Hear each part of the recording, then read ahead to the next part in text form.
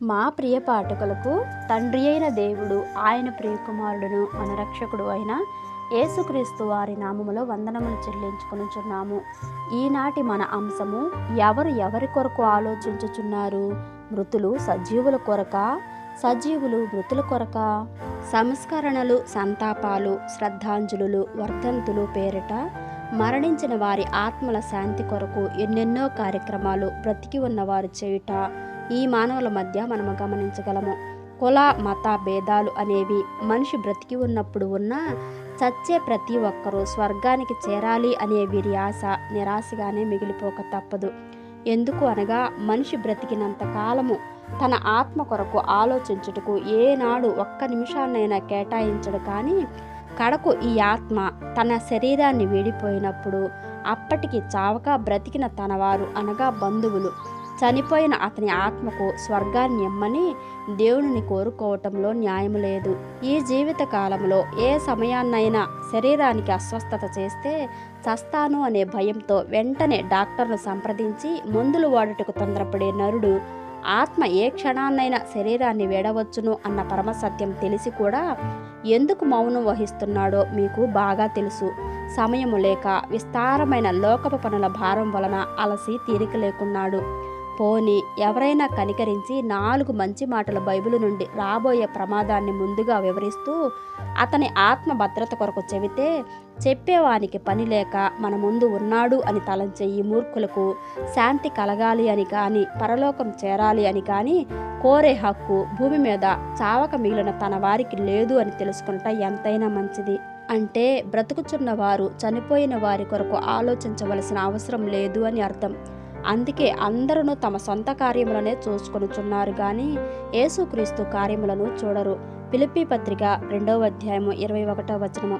శరీరాలలో ఉన్నవారు తామెందుకు బ్రతుకుచున్నారో అర్థం కాకనే తమ జీవితకాలమంతా ఈ లోకం కోసం బ్రతుకుచున్నారు. కానీ అట్టి వారు చచ్చిన పిమ్మట అప్పటికీ బ్రతికి ఉన్న తన వారు ఆ చచ్చిన వారికి స్వర్గం తెరుచుకోవాలి అని, శాంతి కలగాలి అని ఈ భూమిపై అనేక ధర్మకార్యములు వారి పేరట దేవునికి చేయుచున్నారు.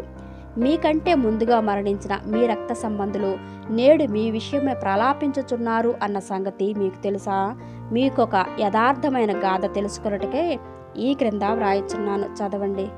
నేటికి సుమారు 3200 సంవత్సరాల క్రితము ఆఫ్రికా ఖండంలోని ఈజిప్టు దేశంలో ఒక గొప్ప ధనవంతుడు జీవిస్తూ ఉండేవాడు. అతడు ఊదా రంగు బట్టలను, సన్నపు నార వస్త్రములను ధరించుకుని ప్రతి దినము బహుగా సుఖపడుచుండేవాడు. అందరి వలె రానే వచ్చింది మృత్యువు ఈ ధనవంతునికి. అతనికి ఉన్న అంతస్తుని బట్టి ఈజిప్టు దేశంలో ఎంతో ఘనంగా ఎన్నో భారీ ఏర్పాట్ల మధ్య మిగిలిన 5 సోదరులు సమాధి కార్యక్రమమును, సంస్కరణ కార్యక్రమమును కూడా లక్షలాది ప్రజల మధ్య జరిపించిరి. ఇంటికి పెద్దవాడు కనుక తోడబుట్టినవాడు వెనక ఉండి మిగిలిన ముగింపు పనులు పూర్తి చేశారు. ఈ సంగతులు అన్నీ అతడు పోయిన తర్వాత భూమి మీద జరిగించినవి మాత్రమే. మహానుభావుడు బ్రతికినంత కాలము శారీరకంగా ప్రతి దినము సుఖపడుటకు అలవాటు పడిన ప్రాణమైనందు వలన శరీరములో గల ఆత్మ సంగతి మర్చిపోయాడు. శరీరాన్ని వదిలిన మరుక్షణమే అపవిత్రాత్మగా మారి పాతాళమునకు దిగజారాడు. భూమిపై బ్రతికిన ఏనాడు ఈ పాతాళ సంగతి పట్టించుకోవటం కానీ భయపడటం కానీ జరగలేదు. కడకు దెయ్యాలు కూడా ఈ పాతాళానికి భయపడుచున్నవి అన్న సంగతి తెలియని వెర్రిబాగులవాడు. పాతాళములోనికి పోవుటకు దెయ్యములమైన మాకు ఆజ్ఞాపించవద్దు. లోకాసు వార్త 8వ అధ్యాయము 31వ వచనము. అనే దెయ్యాల మనవిని తెలియని వానిగా కనురెప్ప పాటులో అతని బ్రతుకు ఒక మహా అగ్నికి ఆహుతైపోయింది. భూమి మీద వలె సుఖపడు మార్గమే ఇక తనకు లేదు అని తేలిపోయింది. కానీ అతనిలో ఆశ మాత్రం ఇంకా చావలేదు. అతని కంటే ముందుగా మరణించిన ఇశ్రాయేలీల మూల పురుషుడు అబ్రహాము అనే వ్యక్తి శాంతికరమైన ప్రదేశంలో ఉండుట గమనించాడు. ఈజిప్టు దేశంలో అనేక సంవత్సరాలుగా బానిసలై బ్రతుకుచున్న ఇశ్రాయేలీలు వారిని విడిపించుటకు దేవుని పక్షంగా ఫరోరాజును కలిసిన ప్రవక్త అయిన మోషేయు ప్రవక్తలను కూడా ఈ అబ్రహాము సంతానమే అని గ్రహించాడు. ఎలాగనగా అబ్రహాము, ఇస్సాకు, యాకోబుల దేవుడైన మా తండ్రి మమ్మను తప్పక విడిపిస్తాడు అనే నమ్మికతో ఇశ్రాయేలీల నిరీక్షణ ఈయనకు బాగా గుర్తుంది. వారి నమ్మిక ప్రకారంగానే వారి మధ్య మోషే అనే ఒక గొప్ప ప్రవక్త పుట్టి ఇశ్రాయేలీలను బానిసత్వం నుండి విడిపించుటకు దేవుని పేరట ఎన్నెన్నో అద్భుతాలను ఐగుప్తీయుల మధ్య జరిగించుట అనేది ధనవంతుడికి గుర్తుకు రాగానే అబ్రహామును చూసి ఒక కోరిక కోరాలి అనిపించింది. తండ్రివైన అబ్రహామా, భూమి మీద ప్రతి దినము సుఖపడుచుండు నేను ఇప్పుడు ఈ అగ్నిజ్వాలల్లో యాతన పడుచున్నాను. జరిగినదేదో జరిగిపోయింది. ఈ పరిస్థితిని ఆలోచించటం వలన ప్రయోజనము లేదు. కానీ భూమి మీద నాకింకా 5 సహోదరులు ఉన్నారు. వారు ఈ వేదనకరమైన స్థలమునకు రాకుండా ఇక్కడ నా పరిస్థితి తెలియజేయుటకు ఒక మంచి ఆత్మను అనగా లాజరును ఐగుప్తు దేశంలో గల నా వారి ఇంటికి పంపిన ఎడల వారు నా వలె శరీరానికి బానిసలుగా మారకొందురు అని మొరపెట్టెను.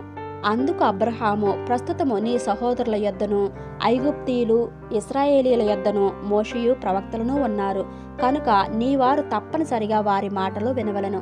అందుకు ఆ ధనవంతుడు, అబ్రహామా, అలాగూ అనవద్దు. మృతుల లోకము నుండి ఒకడు అనగా ఆత్మగా వారి యొద్దకు వెళ్ళిన ఎడల వారు వెంటనే మనసు మార్చుకుందురు అనెను. కనపడు శరీరములతో ఉన్నవారు చెబితే వినని ఆ భూలోక నివాసులు వారికి కనపడని ఆత్మగా వెళ్ళి చెబితే నమ్మగలరా? నమ్మకపోగా చనిపోయిన వ్యక్తి ఒకవేళ ఆత్మగా తిరిగి వస్తే దెయ్యము అని ఎంటనున్నవారు పారిపోతారు. అలా నమ్మరు అని అబ్రహాము సమాధానమిచ్చాడు. లోకాసు వార్త 16వ అధ్యాయము 19వ వచనం నుండి 31వ వచనం వరకు. ప్రియ పాఠకులారా, క్రీస్తు బోధించిన ఈ యథార్థ గాథలో ఎంత సత్యం దాగి ఉందో ఇప్పటికైనా గ్రహించారా? మృతులు భూమి మీద సజీవులై ఉన్న తమ వారి కొరకు ఎంతో కలత చెందుతున్నారు అనటంలో సందేహము లేదు. అయితే భూమి మీద గల వీరు తమ్మును తాము శరీర విషయంలో సరిచేసుకొనక చనిపోయిన తమ వారి ఆత్మ కొరకు సంస్కరణలు, సంతాపాలు చేయటంలో అర్థం లేదు అనే చెప్పాలి. క్రీస్తు యేసునందు ఉంచవలసిన విశ్వాసము ద్వారా రక్షణార్థమైన జ్ఞానము నీకు కలిగించుటకు శక్తిగల పరిశుద్ధ లేఖనములను బాల్యము నుండి నీవెరుగుదువు కనుక నీవు నేర్చుకొని రూఢి అని తెలుసుకున్నవి ఎవరి వలన నేర్చుకుంటేవో ఆ సంగతి తెలుసుకొని వాటి యందు నిలకడగా ఉండుము. 2 తిమోతి పత్రిక 3వ అధ్యాయము 14వ వచనము మరియు 15వ వచనము.